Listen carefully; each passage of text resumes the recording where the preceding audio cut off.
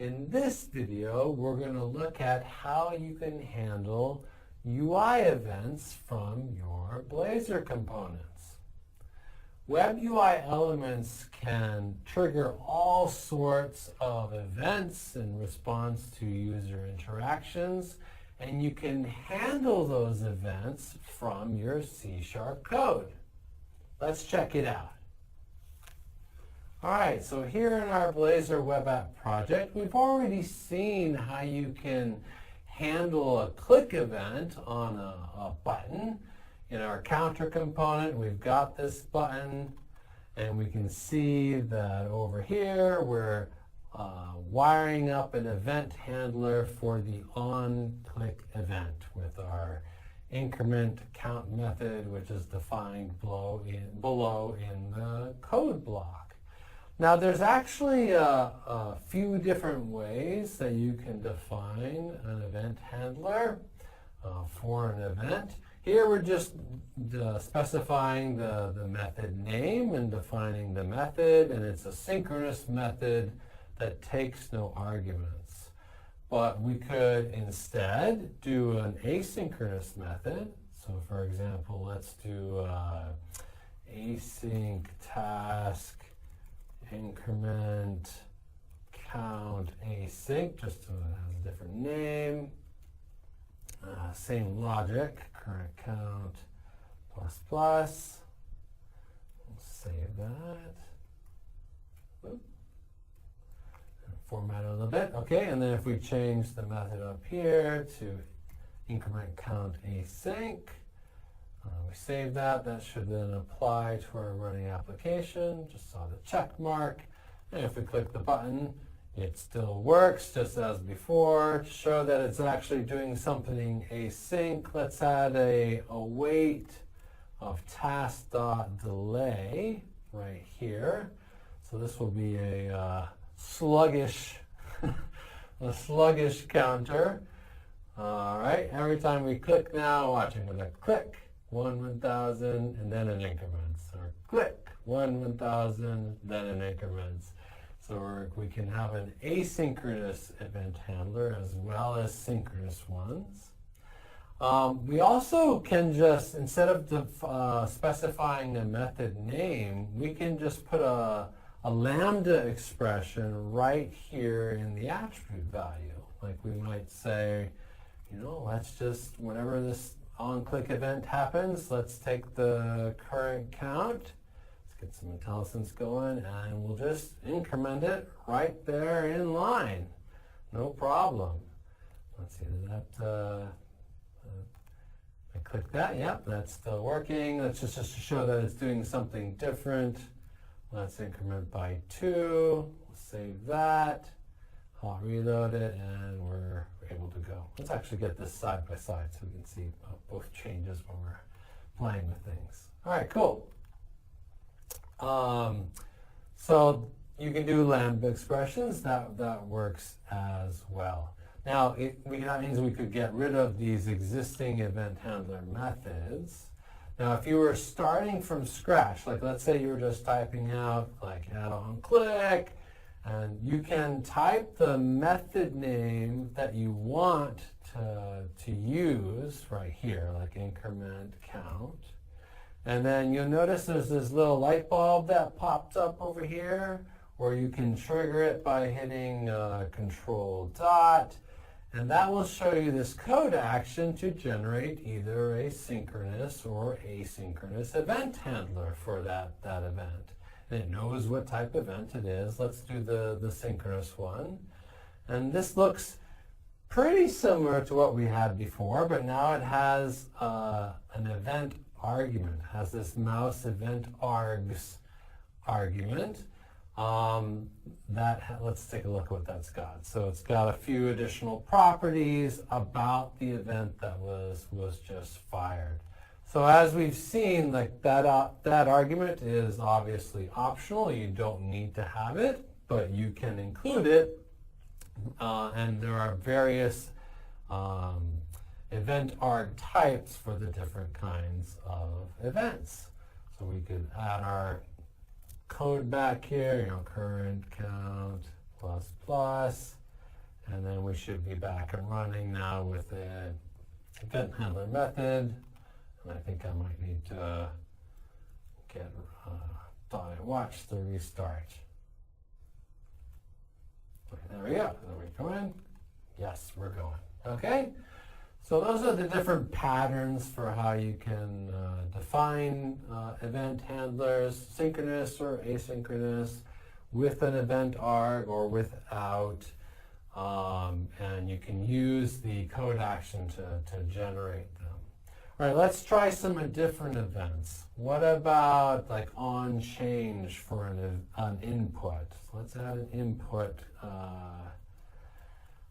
UI element right here. And I want to take the value of this input and save it in a variable. So let's add a string. This is going to be text. We'll default it to empty string. And what I want to have happen is every single time this input changes, so at on change equals, and I'm going to create an on change event handler method. Let's use the code action. We'll generate an on change method, which is now below. And then we should be able to take the text variable that I defined above, and we want to get now the value of that input, and we can use the event arg to do that. So if we go and look at the event arg, there is a value property that we can use to get its current value. Now, the type of that value property is like just an object. I want it as a string. I know it's going to be a string because this is a text input, so I'm just going to go ahead and cast it to a string and let Visual Studio know that it's not going to be null. Okay, so we can do that. And so now, to show that that's working, let's render the value of the text variable below and save that. Let's see what that looks like. Okay, our formatting doesn't look great. Let me just fix that real quick. Let's put a little div around our input. There we go, and we'll format, and then maybe add a little padding up here up top using Bootstrap. So margin top 3. So that's spaced down a little bit. Okay, that looks better. So now if I type in this input, ABC, nothing happens yet, but if I tab away, change the focus, that on change event fires, which then calls my event handler, and which gets the value of the input, sets it to the variable, and the component renders, and we see the value of the input rendered below. So notice that Blazor will automatically re-render the component after our UI event has been handled. That's just something it does as sort of a heuristic. It assumes if you're wired up to an event handler, something's probably changed and the component needs to re-render. Okay, that's cool. What if we want this to actually update, though, like every single time I type? Well, we can do that as well. Let's go back to our input, and instead of doing on change, let's do on input, which will fire every single time we type. We probably want to rename this method. I can do that by hitting F2, and that brings up the rename refactoring. So on input. That should rename it below, and it does. All right, save that. And now, as I type, you can see that the text value is being updated with every keystroke. All right, cool. So that's on change and on input. Let's do one more. Let's do a div here below. Let's do another div. And And inside this div, I want to render some text. So let's define another string variable, div text, I guess. And by default, this is going to be mouse out. And you'll see why in just a second. Gives you a little hint of what events we're going to handle. And I'm going to render that text inside the div text, just like that. And let's give the div some color, just so that we can see it. So I'm going to put a little inline style right here, just because I'm lazy. Background color, ND, background color, let's make it, I don't know, light blue.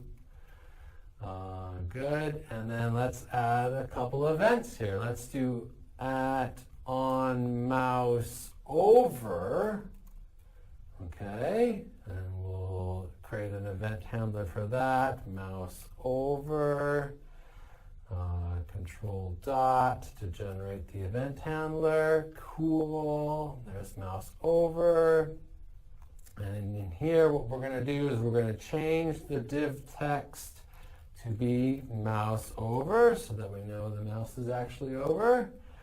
You know, it's getting a little verbose to have all these short little methods. And you can see that there's a little code action here that's saying, hey, do you just want to use an expression body for this method?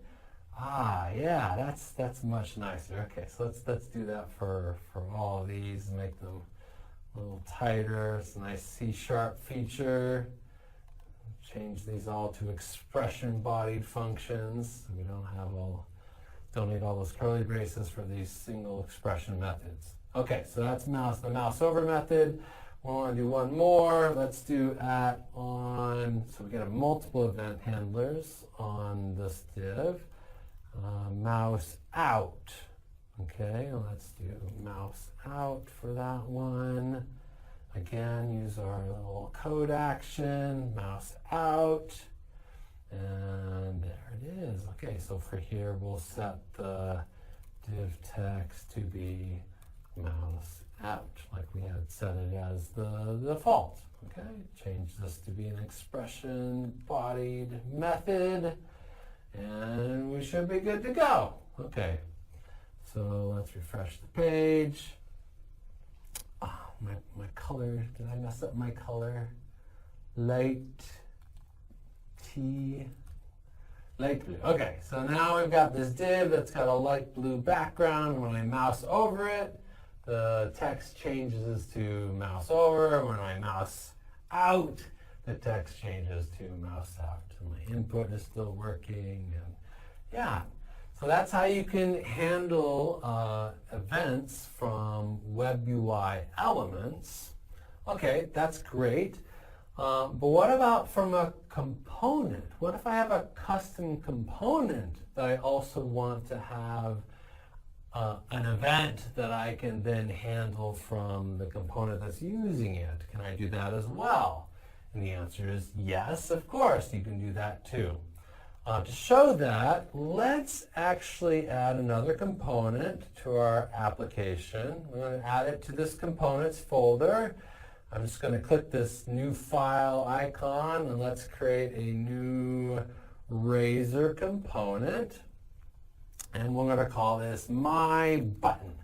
It's going to be a custom button component, and it's just going to have a button inside of it, like this. Button, and inside the button, I don't know, let's just say click me for now. It'll be like that. Okay? And what we want to have happen is that every time this HTML button gets clicked, we want to raise an event so whoever's using my button knows that the button was clicked. How do we do that? Well, the way you do that is by defining a parameter for your component, and that parameter should be of type event callback. And actually, event callback of T probably, because we're going to want to pass along the mouse event args for that event. Okay. So event callback, let's finish this. Let's call this onClick will be the name of our event, and it's just a property that's getting a getter, has a getter and setter, just like any other component parameter. But because it's of type event callback, we can use all of the Blazor patterns for passing an event callback to my button, like a synchronous method, an asynchronous method, one that takes the argument, or one that doesn't. Okay, so that's how you can have your own event for a component. Now we need to actually, fire this event, like raise it whenever the button gets clicked. So let's take care of that. So we should go onto our button and add onClick. And this will be on, no, let's call it something else, on button click. We already got something called onClick. And then we'll use our code action. All right, generate event handler on button click. This one I think I actually want to be asynchronous. I'll show you why in just a second. There we go. Let's have a little white space. Okay, so then in my on button click method, I want to fire that onClick event that whoever's using this my button has registered for. So I take that onClick event callback, and it has an invoke async method on it that I can just call, and it has a couple of overloads, one that doesn't take any parameters and one that takes that mouse event args parameter. So I'm just going to pass the mouse event args along. And this is an async method, so we can just return the task. Okay? So that's how we could do that. But if we hover over the onClick attribute, we can see that it actually takes an event callback of mouse event args. Like that's the actual type of that attribute. So instead of having that extra layer, we can actually just get rid of this and instead just take our event callback, mouse event args, and just pass it in, just like that.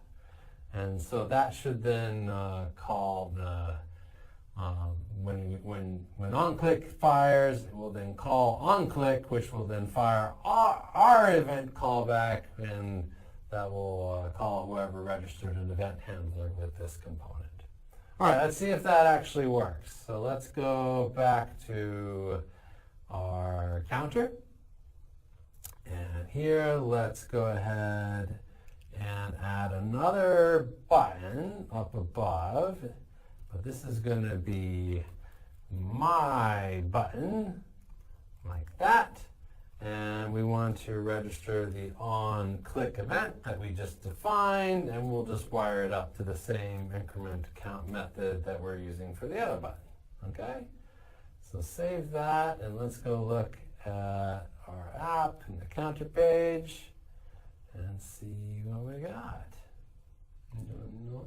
Oh, this looks like .NET Watch needs to restart.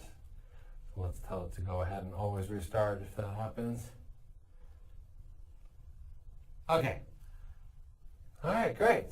So now we've got two buttons. We have the original button, which works, and then we have our button, our new button, which works as well. We're able to handle the button click event for our my button component.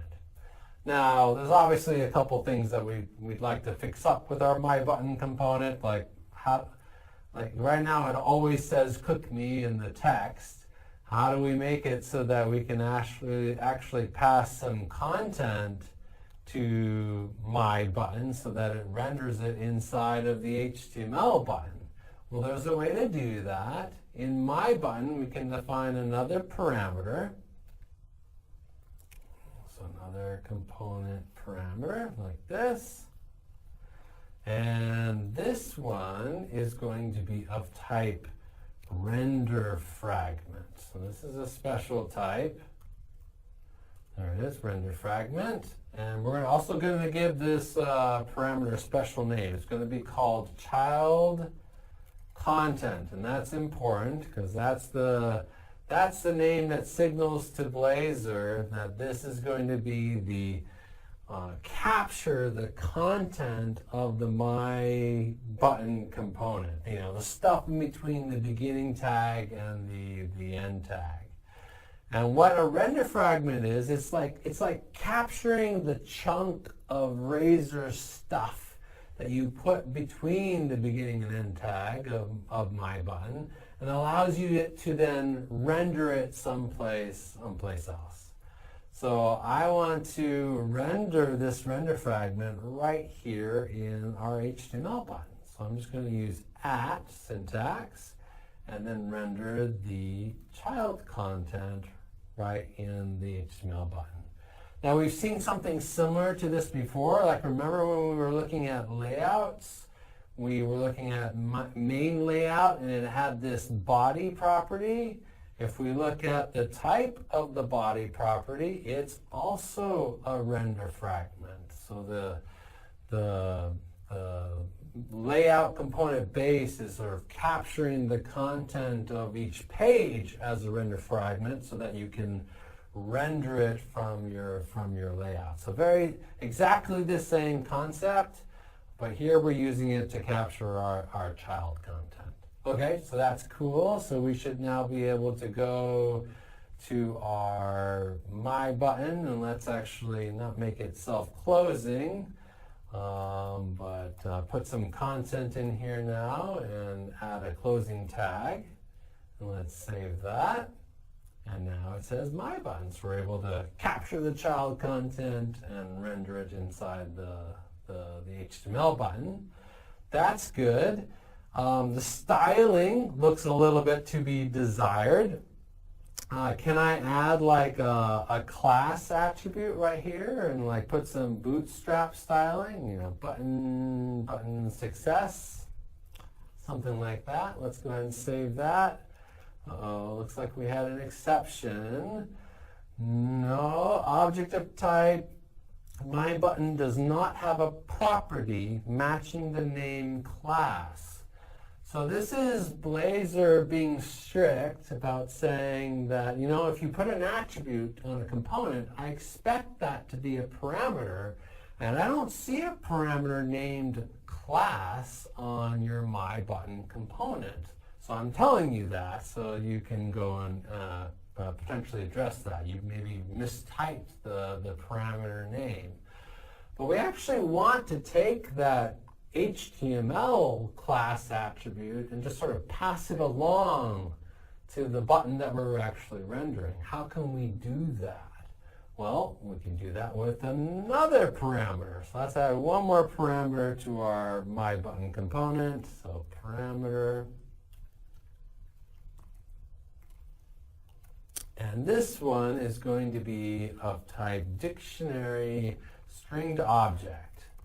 And this is where we're going to just capture any additional attributes that are specified on the My button component. So okay, that's set just like that. Okay, additional attributes. And in order to tell Blazor that we want this parameter specifically to capture that information, we're going to set this capture unmatched values property to true on the parameter attribute. Okay?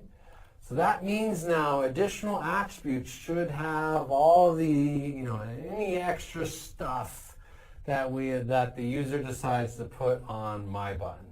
Now we want to then render these additional attributes on the HTML button.